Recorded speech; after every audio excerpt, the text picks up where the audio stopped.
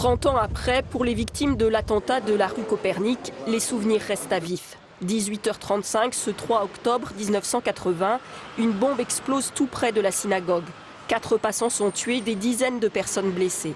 En cette veille de Shabbat, plusieurs centaines de fidèles étaient rassemblés dans la synagogue. Martine Pic avait alors 19 ans.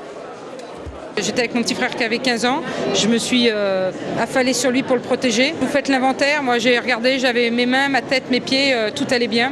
Mon frère aussi. Et donc vous ouvrez les yeux un peu plus loin, là vous vous rendez compte que ça va déjà un peu moins bien, qu'il y a des gens qui sont blessés. L'acte suscite à l'époque une émotion considérable et replonge la France dans l'horreur des attentats.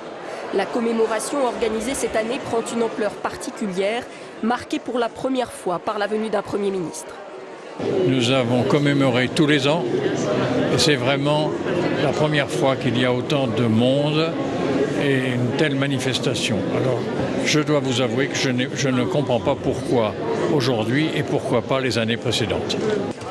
30 ans après, l'enquête est toujours en cours. En 2008, Hassan Diab, considéré comme le poseur de bombes de la rue Copernic, a été arrêté au Canada et la France réclame son extradition. C'est en France que l'on peut le mieux ressentir ce qu'a été cet attentat. Donc, j'espère que la procédure d'extradition pourra être conduite à son terme. Mais aujourd'hui, rue Copernic, c'était simplement jour de souvenir et de recueillement.